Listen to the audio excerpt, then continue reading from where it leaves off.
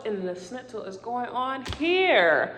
It's the one, the only, the co-host, the kid herself, E.T. Anyway, so hey you guys, well hey my little snizzles, we're back again with another video.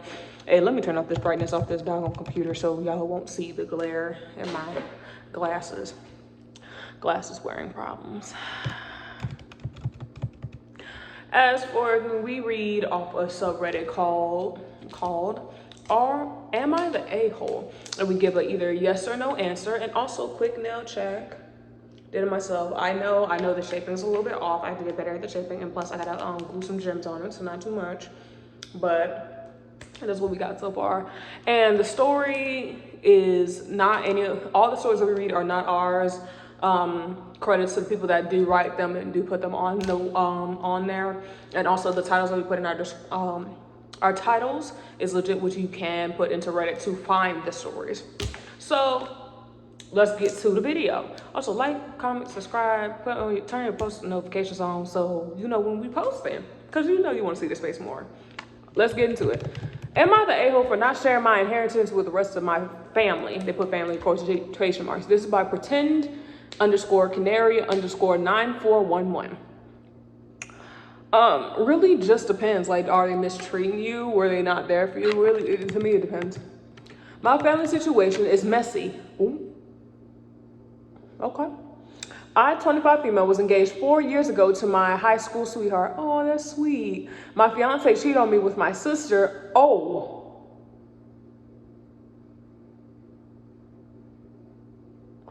28 female. We had never had a good relationship even as kids. So after I found out, I went scorched earth both on them. She was so in love with my fiance, but he dumped her within 2 weeks and was back trying to get me to forgive him. I didn't. My parents were initially on my side, but my sister had a nervous breakdown after she was dumped and was hospitalized, so they changed their tune to, it's over now, you can't be mad forever. So I dumped them too and went to grad school on the other side of the country. As you should, because they low down and dirty. Because they should have, even when your sister went hospitalized, I said, but like, you was dead wrong. So that's just your karma. You can't do that to family. And I'm glad that you decided to say, they my past, and you kept on doing what you had to do. Kudos to you. My grandfather was living with the whole thing, disowned my sister and chewed out my parents. Come on, grandpappy, come on. Anyway, sometimes it felt like he was the only one who was at my side and understood. And sometimes, baby, that's all you need. Just one person on your side. Like my mom, she might ride or die. Now, she will correct me in private, but in public, she will be like, yeah, what she said. She'll point to the side. Now, you know, doggone well, you was wrong for that. But it's good to have somebody at your side that's able to be there with you and guide you and correct you if needed. I was able to get my job to let me work remotely and move back to take care of him when he got sick last fall. Oh, I'm sorry to hear that. And I was devastated when he passed a couple months ago. I've been limited in contact with my parents since I came back, mostly because I didn't want it to be an obstacle to my dad seeing my grandfather, but with the understanding that any discussion of my sister or what happened would end that. This is tough. And oh, outside is like someone driving by and they're playing music. That's what you're hearing in the background. And also the footsteps that you hear, yeah, upstairs. Our neighbors are something else. And also we're filming in the kitchen right now because I'm over here watching up some chicken and it's gonna be busting out the jeans. Anyway, it turns out my grandfather left me virtually everything. He left enough for my father to cover a debt and some token stuff for a couple of other relatives, but he wrote letters for everyone and did a videotape with his attorney explaining what his intentions were. I knew that he had done well for himself, but he lived a pretty simple lifestyle, so I didn't realize how much money and assets he really had. I would have given all up to have my papa back, but even after the taxes, it is set for life money. He said, baby, you ain't gotta work a day in your life. Okay, grandpappy. My parents were pretty mad about it. One of the reasons stating from cutting them out was how disappointed my grandfather was with how they treated me growing up versus my sister and over the fiance debacle. Okay, grandpa and grandma said, baby, I ain't no fool. Also, which I saw that quick little second. My mouth was a butterscotch. Get y'all these. These are the best things ever. Anyway, there were other reasons, but that's what they fixated on. The will is pretty airtight, apparently, so my parents want me to do the right thing and share it equally between them, me, them, and my sister. Their argument is I don't need it. I make more than both of them combined, and this will allow them to retire. That's not my responsibility to retire you. Your responsibility as a parent was to be by my side when I need you most, which was when my fiance, who I've known since I was like way back in the AITA, when he cheated on me, you're supposed to say 10 toes down that my sister was dead wrong. And to me, this thing, the way you wrote it, Grandpa said he didn't like how they treated you. It seems like it's been a reoccurring thing. Whenever your sister did wrong, they expect you to be the big person. And Grandpa was like, I'm sick of this. I'm sick of all y'all. My grandbaby, my favorite one, is going to be taken care of because the rest of y'all done lost your mind. Okay.